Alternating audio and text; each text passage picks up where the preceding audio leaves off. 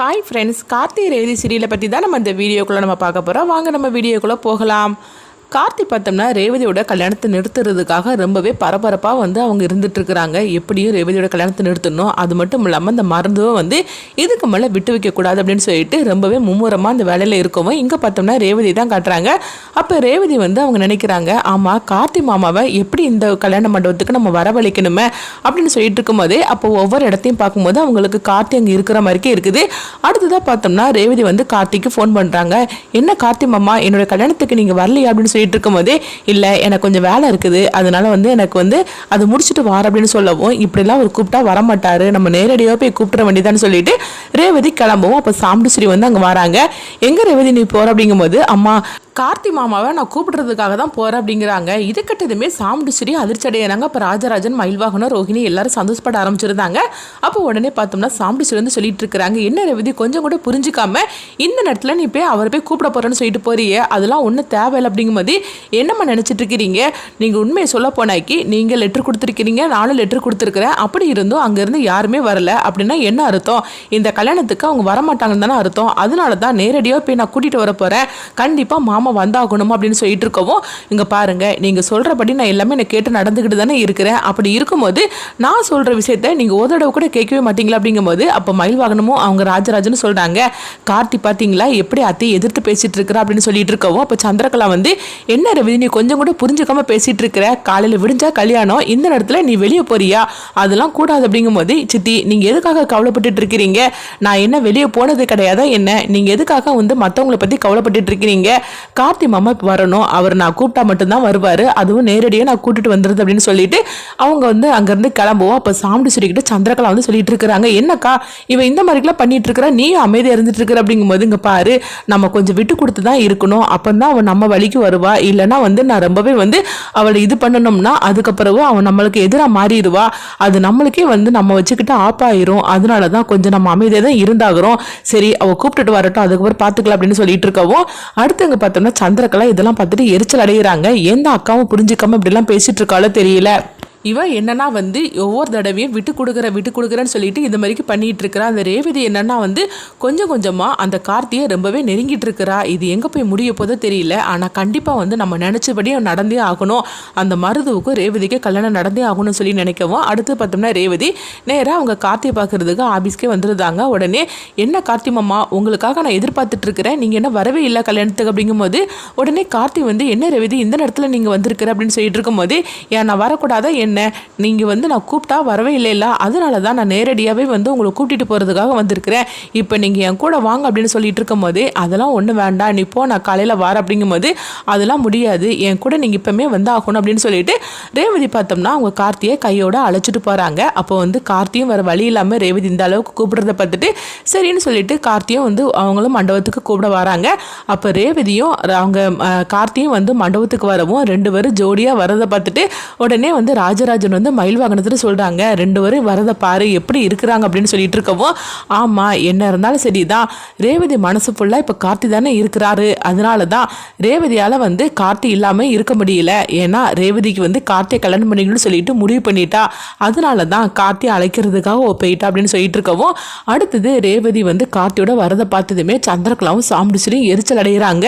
பாருக்கா உன் பொண்ணு என்ன பண்ணி வச்சிருக்கிறா பாரு, அந்த கார்த்தியை போய் அவ கூட்டிகிட்டு வந்துட்டா பாரு அப்படிங்கும்போது எங்க பாரு சந்திரா நீ கொஞ்சம் அமைதியாரு, நீ கொஞ்சம் இந்த மாதிரிலாம் பண்ணிட்டு இருந்தேன்னா அப்புறமா அவன் நம்மளுக்கு எதிராக மாறிட போறா, அதனால கொஞ்சம் நீ அமைதியாரு அப்படின்னு சொல்லிட்டு இருக்கவும் அடுத்தது கார்த்தி வராங்க. வந்ததுமே ராஜராஜனும் மயில்வாகனும் ரோஹிணி எல்லாருமே கார்த்தியை வரவே இருக்கிறாங்க. அப்போ உடனே ரேவதி சொல்றாங்க, கார்த்தி மாமா என் கல்யாணம் நடக்கணும்னா நீங்க கண்டிப்பா இருந்தாகணும் அப்படின்னு சொல்லிட்டு இருக்கும்போது உடனே கார்த்தி நான் இல்லாம கல்யாணம் நடந்துருமா என்ன அப்படின்னு சொல்லிட்டு இருக்கவும் உடனே சந்திரகலா சாமுண்டீஸ்வரிட்டு சொல்றாங்க, பாருக்கா அவன் எப்படி பேசுறான் பாரு அப்படிங்கும்போது இங்க பாரு அவன் என்ன பேசினாலும் சரிதான், ரேவதி எனக்கு சத்தியம் பண்ணி கொடுத்துருக்குறா, அதனால நீ ஒன்றும் கவலைப்பட வேண்டாம் அப்படிங்கிறாங்க.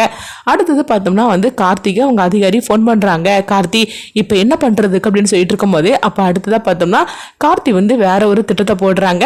அப்போ ரேவதி கிட்ட அவங்க சொல்லிட்டு அங்கேருந்து கிளம்புறாங்க, எனக்கு கொஞ்சம் முக்கியமான வேலை இருக்குது நான் உடனே வந்துடும்னு சொல்லவும் சீக்கிரமாகவே நீங்கள் வந்துடணுமாமா அப்படிங்கும்போது சரி வந்துடுது அப்படிங்கிறாங்க. அடுத்தது அங்கே பார்த்தோம்னா கார்த்தி இங்கே நேராக ஹாஸ்பிட்டலுக்கு வராங்க. அப்போ அவங்களால பாதிக்கப்பட்டாங்களா அந்த பொண்ணு இருக்கிற அந்த ஹாஸ்பிட்டல் ஹாஸ்பிட்டலுக்கு தான் வராங்க. அப்போ அங்கே அதிகாரி வர சொல்லவும் அவங்களும் வந்துருந்தாங்க. கார்த்தி இப்போ என்னதான் உன்னுடைய ஐடியா அப்படின்னு சொல்லி கேட்டுட்டு இருக்கவும் அப்போ கார்த்தி வந்து சொல்கிறாங்க, அவனை எப்படியாவது நம்ம பிடிச்சே ஆகணும், அதுக்கு இப்போ நான் ஒரு ஐடியா வச்சிருக்கிறேன் அப்படிங்கும்போது என்ன ஐடியான்னு சொல்லி கேட்கவும் இப்போ இவளுக்கு வந்து சுயநலம் வந்த மாதிரிக்கும் அது வந்து நம்ம மருதுவுக்கு நம்ம தெரியப்படுத்தணும். அப்போ இவளுடைய கதையை முடிக்கிறதுக்காக அவன் ஹாஸ்பிட்டலுக்கு வருவான், அவனை கையங்களும் நம்ம பிடிச்சிடலாம், இதுதான் நம்மளுடைய திட்டம் அப்படிங்கவோ இதுபடி பார்த்தோம்னா மருதுவுக்கு இவங்க உயிரோட அதாவது அவங்களுக்கு சுயநனவு வந்த மாதிரிக்கு அவங்களுக்கு மருதுவுக்கு தெரியப்படுத்துறாங்க. இது கெட்டதுமே மருது அதிர்ச்சி அடைகிறாங்க. என்னது இவளுக்கு சுயநனவு வந்துருச்சுதா, அப்படி வந்தாக்கி நான் மாட்டிக்கிடுவேன், இவளுடைய கதையை முடிச்சாகணும் அப்படின்னு சொல்லிட்டு மருது பார்த்தோம்னா நேராக ஹாஸ்பிட்டலுக்கு கிளம்புறாங்க. அப்போ கார்த்தி வந்து ஏற்கனவே மயில் வாகனத்தில் இந்த விஷயத்தை பற்றி சொல்லியிருந்தாங்க. அதனால மருது அங்கே கிளம்புறதா நீங்கள் வந்து எனக்கு ஃபோன் பண்ணி சொல்லிருங்க அப்படிங்கவும் மருதுவை நீங்கள் ஃபாலோ பண்ணுங்க அப்படிங்கிறாங்க. மயில் வாகனமும் சரி கார்த்தி அப்படின்னு சொல்லிட்டு அவங்க பார்த்தோம்னா மருதுவை ஃபாலோ பண்ணுறாங்க. ஃபாலோ பண்ணும்போது மருது வந்து அங்கேருந்து கிளம்பவும் அடுத்ததாக பார்த்தோம்னா வந்து அவங்க கார்த்திக்கு ஃபோன் பண்ணுறாங்க.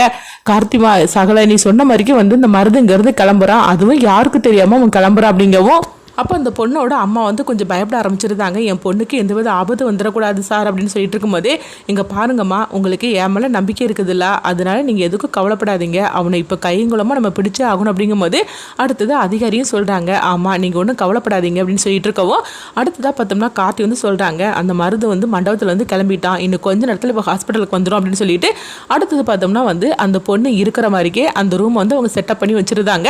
அப்போ அந்த பொண்ணுவை வேற ஒரு இடத்துக்கு ரூமில் வந்து வச்சிருவோம். இங்கே பார்த்தோம்னா மருது வந்து மாஸ்க் போட்டுட்டு நேராக அவங்க ஹாஸ்பிட்டலுக்குள்ளே இறங்கவும் அப்போ வந்து கார்த்தி அதிகாரி எல்லாருமே ஒளிஞ்சு போய் நின்றுட்டு இருக்கவும் கரெக்டாக பார்த்தோம்னா அவங்க மருது வந்து நேராக அந்த ரூமுக்கு வந்துருந்தாங்க. வந்ததுமே உனக்கு சுயநலம் வந்துருச்சுதா, அப்படி வந்துட்டா நான் விட்டுருவேனா என்ன, இப்போ நான் என்ன பண்ணுற பாரு, உன் கதையை முடிக்க போறேன்னு சொல்லிட்டு ஒரு கூர்மையான ஆயுத வச்சு குத்துதாங்க. ஆனால் எந்தவித சத்தமும் இல்லாமல் இருக்கவும் அப்போ மருதுவுக்கு சந்தேகம் வந்துடுது. உடனே பார்த்தோம்னா அவங்க பெட்ஷீட்டை எடுத்து பார்க்குறாங்க, உள்ள தலகான தான் இருக்குது. இதை பார்த்ததுமே வந்து அவங்க அதிர்ச்சி அடைகிறாங்க.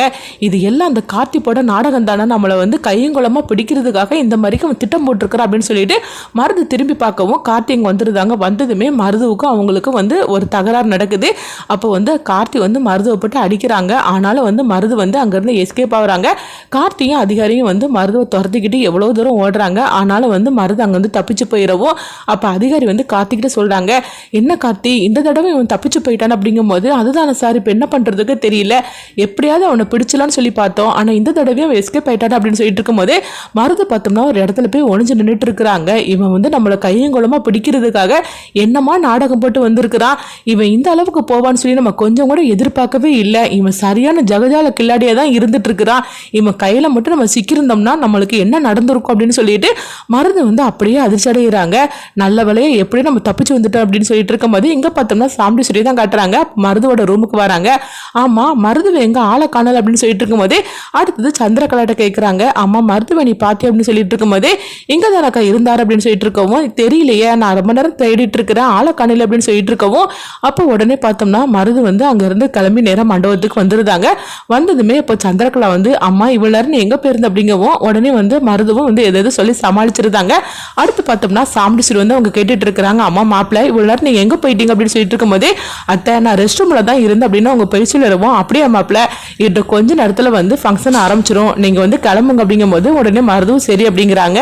அடுத்ததான் இங்கே பார்த்தோம்னா வந்து கார்த்திக்கிட்ட அதிகாரி வந்து சொல்லிட்டு இருக்கிறாங்க, கார்த்தி இப்போ என்ன பண்ணுறதுக்கு ஒவ்வொரு தடவையும் நம்ம அவனை எப்படியாவது பிடிச்சலான்னு சொல்லி நம்மளும் முயற்சி பண்ணணும், ஆனால் கடைசியில் இந்த மாதிரி நடந்து போச்சு அப்படின்னு சொல்லிட்டு இருக்கவும் அடுத்ததாக பார்த்தோம்னா காலையில் விடிஞ்சதுமே அவங்க ரெண்டு பேரும் மருதுவும் ரேவதியும் ரெடி ஆகுறாங்க.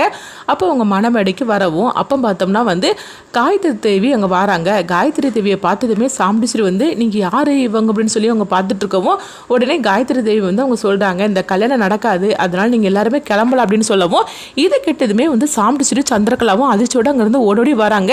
நீங்கள் யார், நீங்கள் எதுக்காக இப்போ இந்த கல்யாணத்தை நிறுத்தினீங்க அப்படிங்கும்போது இந்த கல்யாணத்தில் இந்த பொண்ணுக்கு இஷ்டம் இல்லைன்னு சொல்லிட்டு எனக்கு தகவல் வந்துச்சுது, அதனால இந்த கல்யாணம் நடக்காது அப்படின்னு சொல்லவும் இது கேட்டதுமே சாம்பிடிச்சிட்டு வந்து அவங்க ரேவதியை அழைச்சி நீ சொல்லு அப்படிங்கும்போது அப்போ ரேவதி வந்து எதுவுமே சொல்லாமல் அமைதியாக இருந்துட்டு இருக்கிறாங்க.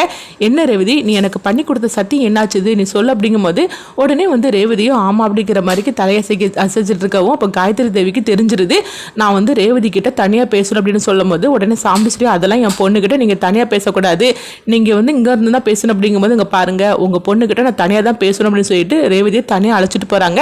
அப்போ இந்த கல்யாணத்தில் உனக்கு இஷ்டமானு சொல்லி கேட்கும்போது அப்போ ரேவதி வந்து சொல்கிறாங்க, இந்த கல்யாணத்தில் எனக்கு துளி கூட இஷ்டம் கிடையாது, எங்கள் அம்மாவுக்காக தான் நான் சரின்னு சொன்னேன், ஆனால் நான் வந்து என்னுடைய மாமாவை தான் கல்யாணம் பண்ணிக்கணும்னு சொல்லி ஆசைப்படுறேன், என்னுடைய கார்த்தி மாமாவை கல்யாணம் பண்ணிக்கணும்னு தான் என்னுடைய விருப்பமே அப்படின்னு சொல்லிட்டு இருக்கவும் இது கிட்டதுமே காயத்ரி தேவி வந்து சிரிக்கிறாங்க. தெரியுமா இந்த கல்யாணத்தை நிறுத்தினதே வந்து கார்த்தி தாமா அப்படின்னு சொல்லவும் இது கேட்டதுமே ரேவதி அப்படியே அவங்கள பாக்குறாங்க.